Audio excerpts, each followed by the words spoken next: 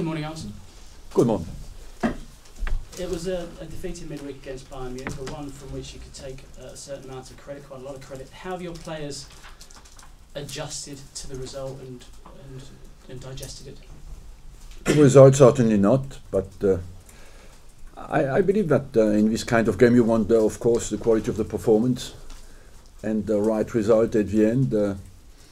The players can be proud because they put the quality of a performance. We're frustrated because we didn't get the result that we wanted, and overall we have to transfer the positives of this game into our end of season and get on with it and try to reverse it in the second leg at Bayern.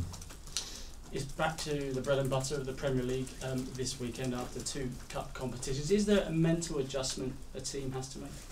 There is, because we played in 3 different competitions in 1 week, you know, because on Wednesday night we played against Man United in the Premiership. After on Sunday we played in the Cup. Wednesday night in the Champions League. It's back to the Premiership.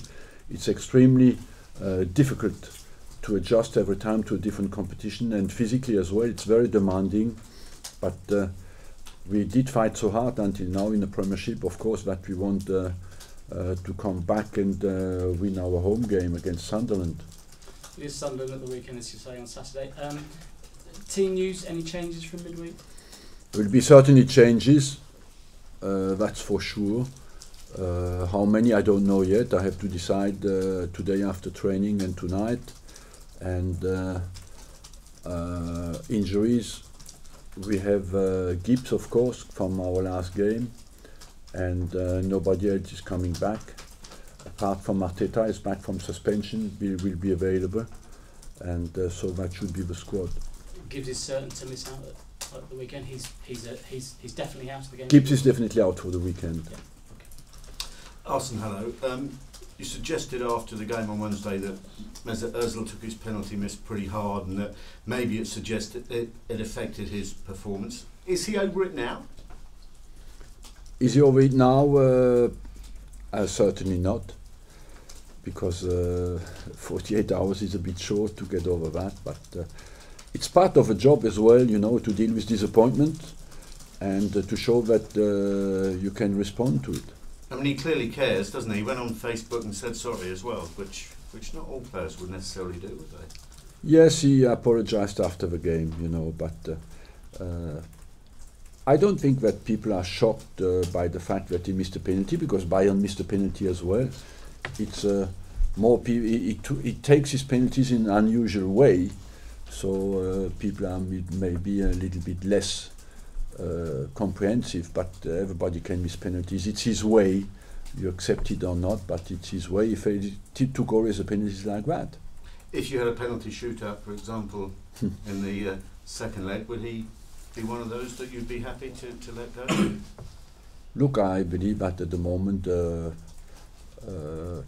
have to let him recover from that. You know, I had examples before with people like Dennis Bergkamp, who missed an important penalty in '99 and refused after to take any penalty, and incidentally gets a statue today. So you know, that doesn't or tomorrow. So that doesn't take a statue away from you, and some other people don't mind and do it again. It depends. Penalty, it's a part of how you feel, how much you want it. From your point of view, is there a slight concern, because Mesut did seem to be showing some good form again after perhaps a bit of a dip, and then this setback's come along?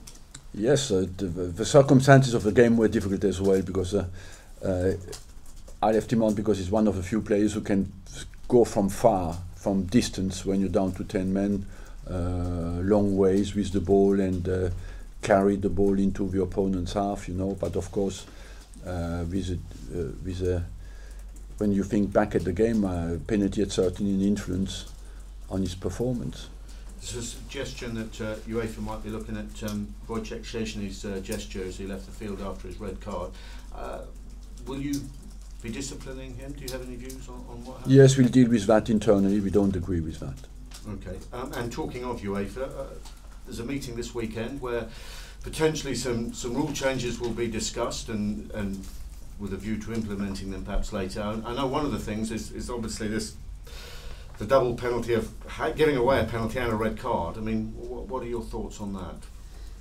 Look, certainly the common sense says that you should divide between what's inside the box and what's outside the box, because denying a goal-scoring opportunity inside the box is restored by the fact that you get a penalty. And in this case, for example, Robben, you could say that the penalty was a better chance than what he had when he was denied a goal-scoring opportunity. So I think the yellow card would have been enough, because it's not violent conduct from Wojciech. He went for the ball, he caught him, and certainly you would want not to kill a game of that stature by a decision that doesn't make common sense. Just looking ahead at the Sunderland game, do you think you might be able to exploit the fact they're a week away from a Wembley final, and maybe their thoughts might be starting to drift towards that? It can happen, but let's not forget they play for survival as well, and the players who will want to play in the final will want as well have to show that they can play well. So it can go both ways. It's always a little bit certainly on your mind, but I don't think that that would be a reason for us to expect any weakness from Sunderland. Can as well galvanise them and give them some special resources. And finally for me, Olivier Giroud, you chose not to play him midweek. Is he likely to feature again this weekend? And just, if you wouldn't mind just explaining why he was left out. I would like to explain to you why he was left out. Is he likely to feature again this weekend? Yes, it's a good possibility, because he's part of a refreshment plan for the weekend. Arsene, if you get a penalty tomorrow, will Ozil take it? No, he's never been top of the list. It's Arteta who's top of the list, and if Arteta plays, it's Arteta who will take it. Right, so the chances are that if you get a penalty tomorrow, Arteta will take it. Yes, of course. Yeah, sure. Have you completely given up hope on the Champions League? Because we spoke yesterday to Felix Magath at Fulham, and he says that coming back from 2-0 against Bayern, it's just not going to happen. Have you sort of totally given up on that? I haven't given up on that, no. It's disappointing and difficult, and statistically not likely to happen. But in football we have seen worse things. We can as well play, why not, against 10 men after 20 minutes, you never know. What is important is that we are in a good shape mentally before we go there and have good results. After that we'll have a go. I'm confident that we can produce a stunning result over there. It's down to score the first goal. After everything is possible. Well, were the guys a bit down yesterday after? Of course, it's a disappointing result for us. When you put so much energy in, on top of that, to concede a goal in the last minute, it's, of course, they were down. And one final question: Sunderland, they're unbeaten in the last 7 games. What do you think has effectively turned their season around a little bit? I mean, they're still very much down there, aren't they? But they seem to be sort of on the road a bit to recovery. They play quite well, I must say, and Poyet slowly has made a contribution to their style of play, to their confidence level, and the recent results show that he had a positive impact. I was going to ask you actually about the job that Poyet had done, obviously in 2 cups as well, Arsene, as well as still in the relegation zone but climbing the league. Do you think they've got the firepower to maybe stay up? What's your thoughts? It looks to me that they are on a trend that is upwards, yes, and you would bet it's quite amazing in this Premier League, because all the teams you fought a few weeks ago have absolutely no chance, where Crystal Palace, Sunderland, Vesania are all out of a relegation zone. It just shows you how tight it is and how difficult it is there. Vito Manoni has obviously been playing in goal a fair bit recently for Sunderland, now an opportunity for him to play more regularly. Are you pleased to see him get that chance? Vito Manoni, look, I kept him here when he made a trial with me at the age of 16, and I decided to keep him here. That he makes a career now, I'm extremely happy for him. And I had a big problem here because it's a nice problem to have, but I had three young goalkeepers, and all the three of top quality with, of course, Chesney, Fabianski and Manone. At the end of the day, I let Manone go because he deserved to play somewhere. And just finally, obviously all the talk of the Champions League, but the Premier League title race, point behind Chelsea, obviously Man City. Just tell me how you feel it's all going at the moment. Look, we have an opportunity to do well in that fight, and we want to take that opportunity tomorrow to come back, get the negative vibes out of the game, and get into that Premiership. The challenges we have ahead of us are massive but extremely exciting as well. So it's important that we are not down because of the result against Bayern Munich. I mean, on that, have you had to lift the players? Are they down after that result? Yes, because immediately after a game like that, yesterday morning, 24 hours later, 12 hours later, basically, you're still in the game. But what is in front of us is so exciting that I think that will lift the players again. How do you convince them that was a blip and not the start of? Because you cannot fool the players. They know they have put the performance in, and the pride of a performance is always a good basis to rebuild confidence and excitement for the next game. That is vital. You said that you're confident of getting a result against Bayern in that second leg. Will you play them the video of last year?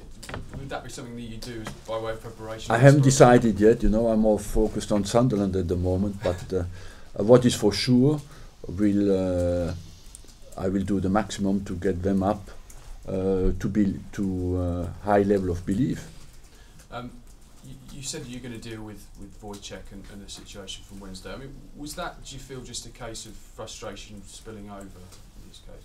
Yes, it was frustration, but we are professionals, and me included, we have always to master our reactions, and Wojciech is part of that as well. And just on Yaya Sanogo, I think maybe we felt he was one for the future, but do you feel that he's ready now this season? I mean, starting him on Wednesday was obviously a big statement. Do you feel he's ready to make a big difference now this season? I think so. He hasn't played many games, and that can be a huge contribution for the end of the season, yes. How much was his return, how much did that influence your decision not to maybe buy a striker in January? It played a part, big part in it, because it's not only you compare the potential arrivals of the players with his qualities, and that can, of course, was for me in favour of Sanogo. How is Olivier? How is he generally? How's his mindset? Focused now? Completely focused. He's a strong man, I must say. I've seen many people. He is a strong guy. Do you think he can put all of those difficulties behind him? Yes, we have all our weaknesses and strengths. Some of us, when we have problems outside the field, use the pitch or the work to forget about our problems, and some of us are different, but he's one of them who will focus completely on the pitch. You mentioned there about Dennis Bergkamp was going on tomorrow. He was a player who took a bit of time to settle, as Mesut has done.